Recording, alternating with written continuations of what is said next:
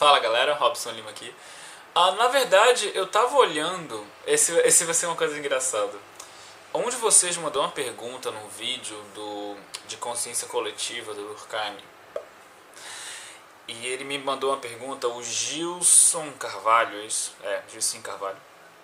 Ele me mandou uma pergunta assim: como relacionar o bullying e os preconceitos na sociedade com os conceitos do Durkheim? E eu pensei, cara, essa é uma pergunta muito bacana e eu tenho que fazer um vídeo só pra isso. Eu pensei em escrever e tal, mas eu pensei, não, cara, isso é muito legal. Vamos lá. Tem esse aspecto do pensamento durkheimiano que as pessoas não se ligam muito, que é mais o pessoal da pedagogia que conhece, o pessoal da sociologia da educação, né? O pessoal que estuda educação de uma forma geral, que é justamente a ideia dos três clássicos. Ele é o único que sentou e vamos falar de educação, entende? Ele é o único que fez isso. Tem esse livro dele que é Lições de Moral e Sociologia, e ele fala muito sobre educação no livro, e ele é considerado o fundador da sociologia da educação enquanto subdisciplina da sociologia, né? Ou seja, avaliar a educação do ponto de vista sociológico, e também do que a gente chama de funcionalismo, que é no aplicado à educação, né? Que o funcionalismo é essa ideia de que as coisas na sociedade têm uma função, elas têm propósito, elas servem para alguma coisa, digamos assim. Não quer dizer que, meu Deus, tem um Deus, uma mão invisível do mercado, um progresso. Não é isso, não é aquela coisa do Conte. É, digamos assim, as coisas têm uma função, sabe? O ponto é a tal da pergunta do cara: como relacionar o bullying e os preconceitos na sociedade com os conceitos do Durkheim. Eu vou falar mais do bullying porque preconceitos é outra coisa, mas vamos lá. Primeiras coisas primeiro. Para o Durkheim, qual é a função da escola? Para o Durkheim, a escola ela é uma das instâncias de socialização. Ela é um lugar onde as pessoas são socializadas, ou seja, onde a gente ensina as crianças a serem pessoas, a serem membros de uma sociedade. O que isso quer dizer? Isso quer dizer que a escola não se limita simplesmente a passar conteúdos. Ela não é uma visão conteudista, ela não é um negócio que tu senta e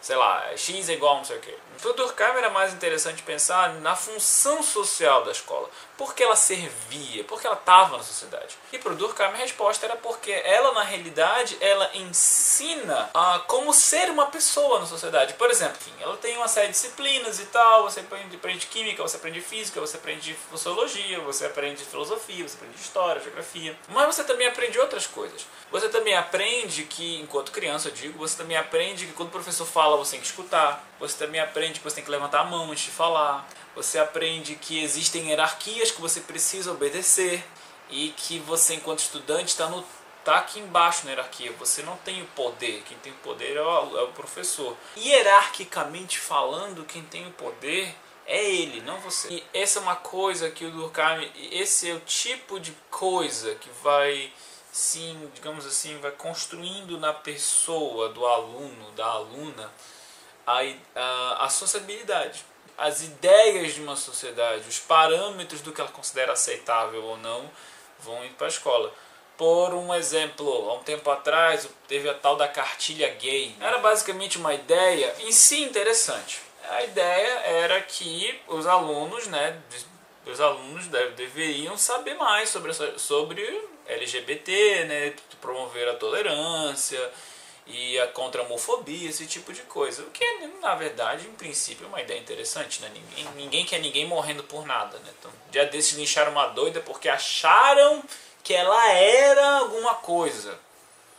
Tipo, qual é a situação que a gente tá. A ideia da cartilha era essa. Só que aí veio os grupos religiosos protestaram e a cartilha foi removida. Por que o movimento LGBT achou tão importante fazer uma cartilha na escola? Por que não fazer uma cartilha na universidade, onde as pessoas já são adultas e têm poder de mobilização política? Por que eu vou me importar em fazer isso na escola com crianças? E por que outras pessoas acharam que esse mesmo movimento era uma coisa que ameaçava as crianças, a inocência, não sei o que. Existem vários motivos, entre eles a posição que a gente coloca a criança na sociedade. Mas Basicamente porque a escola ela é uma instância socializadora. Ela é um lugar onde, para pensar no momento, você tem uma criança, você acorda, toma café e joga ela na escola. Ela fica umas 6 horas lá, no mínimo. Mas isso se você não tiver naquelas escolas de bacana que tem coisas pra fazer à tarde, clube, não sei o que e blá blá. Então, no mínimo, amanhã, à tarde, ela fica lá inteira. No mínimo. Então, para pensar no que está acontecendo ali. Porque ninguém entra e sai dos lugares. Eventualmente, você tem que falar com alguém. Nem seja para pedir caneta. Certo? E a escola meio que incentiva isso. Quando o cara fica muito quieto, quando a mina é muito quieta, as pessoas começam a falar mal, começam a achar que está estranho. Então, existe uma expectativa de sociabilidade. Existe uma expectativa que você vai minimamente conversar com as pessoas, entende? Especialmente na nossa cultura, que a gente valoriza muito essa coisa. Pessoas tímidas, em geral, sofrem muito, né? Enfim, o sentimento é de que a escola ela é esse agente socializador, porque através dela você vai ensinar a visão de mundo de uma sociedade. Você vai passar para a criança não só as disciplinas, não só os conteúdos, não só as competências, habilidades para o mercado de trabalho, blá blá blá, mas também e principalmente você vai ensinar para a criança sobre as representações sociais em voga em uma sociedade. E é por isso que coisas como cartilha gay nas escolas, ou bullying, ou violência na escola, porque a escola foi assaltada e não sei o quê. E por extensão, o papel do professor, o papel do educador, o papel do monitor, e todas essa constelação de coisas relacionadas à escola. É por isso que isso tudo tem uma importância muito grande pra gente. E o Durkheim já apontava isso no século XIX. Ele já olhava para as escolas e pensava, cara, tem alguma coisa muito importante acontecendo para a sociedade aqui.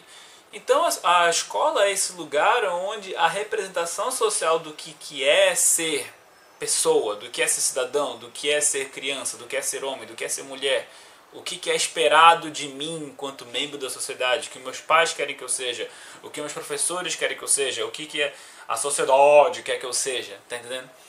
Isso são representações sociais. E a escola é um dos lugares onde isso é transmitido para a criança de uma maneira bem contundente. E era nisso que o Durkheim acreditava.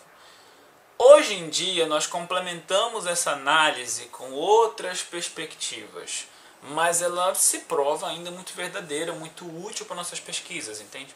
Então uma pergunta do Gilcinho também falava dos preconceitos na sociedade, né? Então os preconceitos na sociedade acabam meio que sendo digamos assim, uma continuação do pensamento básico da representação social. Só que claro que isso vai depender muito do preconceito especificamente qual, entende? Porque as origens, digamos assim, a genealogia social do preconceito contra homossexuais não é exatamente a mesma do preconceito contra negros, nem exatamente a mesma do preconceito contra judeus ou do preconceito contra polacos. São uma série de coisas que temos que analisar, que depende muito mais do preconceito específico do que os preconceitos. Até porque, de uma perspectiva de uma sociologia do conhecimento, é impossível você se livrar de um preconceito totalmente. O que eu quero dizer é o seguinte, preconceito é um conceito prévio ao conhecer alguma coisa. Por exemplo, você olha esse papel, você não sabe muita coisa. Você está vendo, tem um texto aqui, tem uma espiral, deve ser um livro. Isso é um preconceito. Porque eu não estou te dizendo se isso aqui é um livro ou não. Só estou te mostrando um papel e uma espiral. Você deve estar achando que é um livro porque sou eu. Vou ter uma estante enorme, cheia de livros atrás de mim, bem ali. Dá pra ver no quadro ali. Isso é um preconceito. Ah, Robson. É por isso que é preconceito, né? Preconceito, conceito prévio. O problema não é o preconceito. O negócio, a palavra eu quero dizer. A palavra, ela é isso. O negócio é que todas as palavras, elas não são coisas soltas no mundo, né? Elas vão mudando de significado. Então, hoje em dia, a gente já fala de preconceito como uma coisa ruim, né? E é ruim mesmo, do jeito que a gente entende o preconceito como essa coisa que faz você ser agressivo, faz você prejudicar pessoas. Isso é ruim mesmo.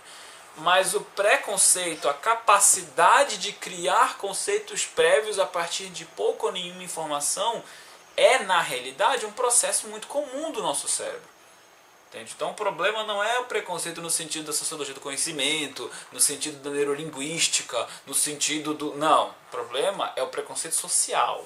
Nesse sentido, o preconceito social, aí sim, vamos voltar para o Durkheim, vamos voltar para a sociologia mesmo, que é justamente a ideia das lutas, né, que existem dentro de uma sociedade. Mas aí o Durkheim já não nos ajudaria tanto para falar de preconceitos.